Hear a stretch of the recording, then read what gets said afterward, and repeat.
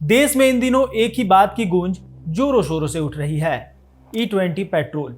कोई कह रहा है माइलेज खा गया, तो कोई बोल रहा है इंजन फाड़ दिया। ट्विटर से लेकर इंस्टाग्राम तक केवल इसी को लेकर चर्चा है। ऐसे में हम आज इसी मुद्दे पर बात करेंगे कि आखिर E20 का झोल है क्या। नमस्कार, आप देख रहे हैं खबर मंत्र और आज हम बात करेंगे जनता से जुड़ी बात जनमंत्र विशेष में। सरकार का कहना है कि भैया ये तो क्रांति है, खेत से तेल और वो भी देसी। लेकिन जनता का सवाल है माइलेज के बारे में भी तो कुछ बताइए। दरअसल देश में इन दिनों 20% इथेनॉल मिश्रित पेट्रोलियम यानी E20 पेट्रोल को लेकर बहस तेज हो गई है। सरकार जहां इसे ऊर्जा सुरक्षा, किसानों की आय वृद्धि और पर्यावरण सुरक्षा की दिशा में क्रांतिकारी कदम बता रही है, वहीं आम जनता खास तौर पर पुराने वाहनों के मालिक इसके प्रभाव को लेकर चिंतित हैं।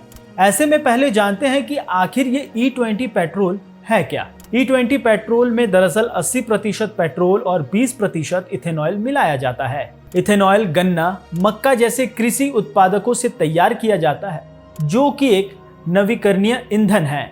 भारत सरकार का लक्ष्य है कि वर्ष 2030 तक इसे बड़े पैमाने पर लागू किया जाए, जिससे देश की तेल आयात पर निर्भरता घटे और किसानों को नया बाजार मिले। इसमें केंद्र सरकार का दावा है कि E20 पेट्रोल की अर्थव्यवस्था के लिए फायदेमंद है। सरकार का दावा है कि सबसे पहले कच्चे तेल के आयात पर खर्च कम होगा, विदेशी मुद्रा की बचत होगी और किसानों को इथेनॉल उत्पादन में आय का नया स्रोत मिलेगा। सरकार के अनुसार E20 के प्रयोग से पर्यावरण पर भी सकारात्मक असर पड़ेगा, क्योंकि इथेनॉल जलने पर कार्बन उत्सर्जन कम होगा। सरकार यह भी कहती है कि यह ईंधन मौजूदा वाहनों के इंजन में बिना किसी बड़े बदलाव के इस्तेमाल किया जा सकता है। यहां तक तो सब ठीक है, लेकिन सोशल मीडिया पर कई लोगों ने E20 को लेकर आशंका जताई है। सबसे पहले पुराने वाहन, विशेष रूप से अप्रैल 2023 से पहले तक बने वाहनों में इस फ्यूल के इस्तेमाल से इंजन को नुकसान हो सकता है।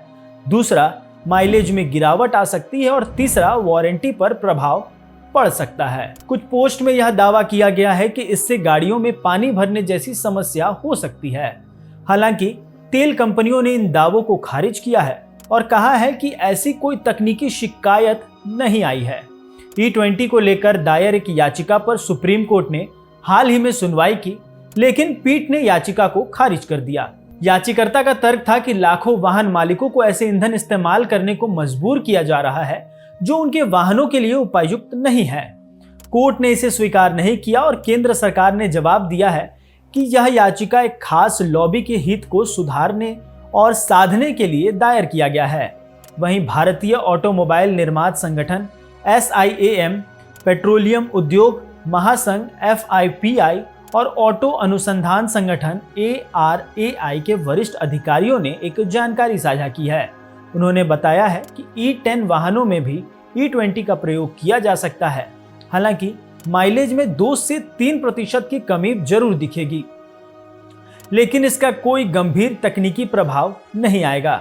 SIAM के अनुसार E20 के इस्तेमाल से वाहनों की वारंटी पर कोई असर नहीं होगा और कंपनियां पहले की तरह वारंटी का सम्मान करेगी। सरकार और तेल कंपनियों का दावा है कि E20 के व्यापक प्रयोग से देश के किसानों को बड़ा आर्थिक लाभ होगा।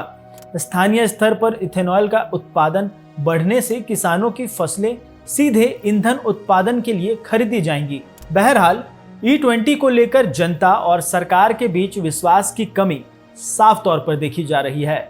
जहां सरकार इसे भविष्य की ऊर्जा नीति का अहम हिस्सा मान रही है, वहीं वाहन मालिक, खासकर पुराने वाहनों के यूजर्स, इसे स्पष्ट जानकारी और विकल्प चाहते हैं। हालांकि राहत की बात है कि तकनीकी संस्थाओं की ओर से E20 के खिलाफ कोई गंभीर चेतावनी अब तक जारी नहीं की गई है। ऐसे में जरूरी है कि व्यापक जागरूकता अभियान चलाया जाए, भ्रम दूर करें और स्पष्ट तौर पर बताएं कि किन वाहनों में इस ईंधन का सुरक्षित से इस्तेमाल किया जा सकता है और किन में नहीं।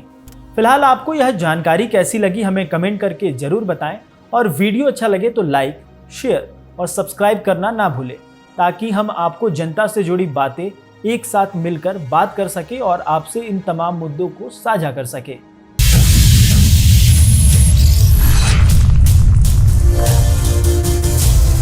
खबर मंत्र लाइव, सबकी बात सबके साथ।